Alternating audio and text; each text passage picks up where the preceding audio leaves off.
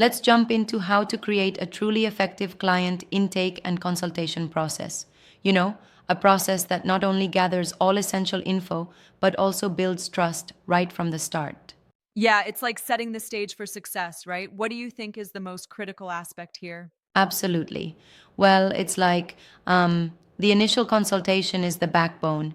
It's where you really dive into the client's relationship goals, background, preferences, and even some red flags. hmm It's truly a two-way street where both the client and the matchmaker are assessing each other. Right. It really seems like a delicate balance between connecting on a personal level while also gathering all the necessary details. Exactly. First off, you start with setting a warm, inviting tone. For instance, when you greet the client, a simple, "How's your day been?" can go a long way. Yes, That warm indeed. welcome helps break the ice immediately. And I suppose that initial rapport builds the credibility you need, right? Because if they feel at ease, they'll be more open about their personal story. Definitely. It's like establishing trust is critical because matchmaking is super personal. When you maintain active listening and a genuine demeanor, the client senses that you're really there for them, especially Yeah, when that's key. discussing, say, relationship history and those vulnerable past experiences. Speaking of past experiences, how do you navigate questions about previous relationships without making it feel like an interrogation? Great question. It's important to use open ended questions, like asking, "What did you learn from your last relationship?" instead of a blunt, "What went wrong?" That gentle phrasing encourages reflection without prying too harshly, letting hmm them lead the narrative a bit. Right, and that way you also get clues about red flags and patterns in their dating life. Exactly. By keenly listening and sometimes even mirroring what they say, like, "It sounds like you really value stability because of past challenges," you validate their feelings and pick up Right, I subtle like that cues. mirroring It technique. really shows empathy. But don't you think that sometimes too much mirroring could come off as, I don't know, a bit scripted or insincere if done over the top? That's a fair point. It's crucial not to overdo it. The trick is to let it flow naturally. If it seems forced, it might feel less genuine. A balanced use certainly helps in building trust without sounding robotic, Yep, balance is especially everything. in these personal conversations. Now, I know that a well structured consultation usually has distinct phases. Can you break those down a bit? Sure thing. It's typically organized into three phases: the opening, where you set the tone with warm greetings and outline what to expect; the core interview, where you gently dive into their background, relationship history, and preferences; and then finally the closing, where you summarize what you've learned, highlight your service's value, and outline next steps, like guiding them through a That story. makes sense. And during that core interview phase, it sounds like you're not just gathering data, but also subtly selling your service. How do you do that without coming off as pushy? It's all in the approach. By actively listening, you pick up on their pain points. For example, if they mention that dating apps are exhausting, you can say, "That's exactly why my clients value a personalized approach." It's not a hard sell. Rather, you're aligning your service with their needs, Right, that and it aligns makes the perfectly. client feel understood. I love how you emphasize confidentiality and personalized attention. That must really appeal to someone who might be on edge about sharing personal details. Absolutely. Ensuring confidentiality and creating a secure space is crucial. You might say, "Everything we discuss is completely private." And that small reassurance often leads clients to open up further. That sense of Absolutely. security builds the foundation of trust. Let's talk about the types of questions. What are some key ones every matchmaker should ask? Well, there are five questions that really stand out. First, what made you decide to work with a matchmaker now? This reveals their motivation. Second, ask about their top three qualities or values in a partner. Third, inquire about their past relationship patterns, something like, "What have you learned from your previous relationships?" Fourth, question their non negotiables or deal breakers.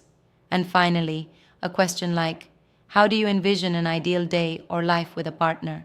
really brings out their Yeah, those deeper seem to cover desires, the essential from practical aspects. needs to emotional aspirations. And that final one about envisioning an ideal day together really makes them imagine what a happy future could look like, right? Exactly. It's like painting a picture. It helps both of you get aligned on what they truly want, and it also boosts their commitment to the process. That's a Because if smart they can move. visualize it, they're more likely to invest emotionally. Now, what about assessing a client's sincerity or readiness? It sounds like it can be tricky to gauge sometimes. It is tricky, yes. You have to be paying attention to both what they say and how they say it, their tone, body language, and even minor inconsistencies in their story. For example, if they mention being over a past relationship, but their voice or expressions tell another story, Yeah, that's a reading between cue, the lines is isn't it? key. Absolutely. And sometimes a mismatch in expectations can also reveal a lot about their matchability, right?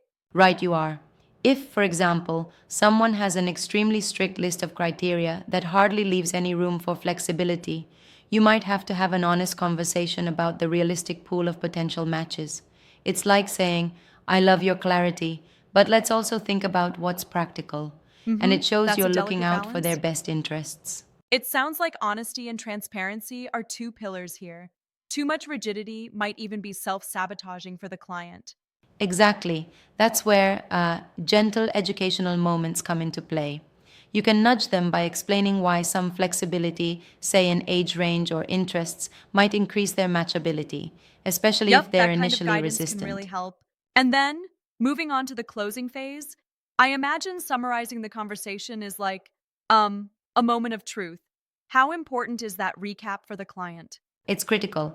When you summarize, so you're a busy professional who loves the outdoors, looking for someone family oriented and supportive. The client hears that you truly listened. It not only reinforces their own desires, but also provides concrete points for you to base your matchmaking on. That summary can be a Absolutely game right. changer in booking the next step. And then you transition into a sort of soft sell by outlining your process, correct? Yes, exactly. You want to bridge the information gathering with showing how your service delivers on those needs. For example, I already have a couple of potential matches in mind for someone with your profile, which, let's be honest, creates excitement. And That it really gives the turns client theory into hope. practice. I've also heard that role playing these consultations can really boost a matchmaker's confidence. What kind of role play scenarios have you found useful? Oh, role plays are a must. They can range from handling a reserved client who speaks in one word answers to managing a chatty oversharer. You might even practice with a skeptical client who questions every move. For example, how are you different from a dating app? This lets you refine your responses in a Yeah, safe that's a great environment, idea. especially as it helps build natural responses under pressure. And those exercises really help with refining nonverbal cues and active listening skills, don't they? Exactly. It's like rehearsing for a big performance. The more you practice with real scenarios, the smoother your flow becomes. And don't forget to record and review for self feedback, as it quickly Self highlights reflection is areas so for valuable. improvement. Now, one thing I wonder about is how much structure should one really stick to? Isn't there a risk that being too structured might make the consultation feel robotic? That's a valid concern. While having outline phases and key questions is essential, it needs to be a living structure, flexible enough to adapt to the client's pace. Think of it like a roadmap with detours allowed. The goal is to ensure no important topics are missed, but you must remain spontaneous and genuine. It's I about totally staying get that. responsive to the moment without losing focus. Wow, it's really an art and a science rolled into one, mixing empathy, strategy, and adaptability to build both trust and a meaningful process. Absolutely. Mastering the consultation is like building a bridge. You're connecting the client's needs to your service's strengths.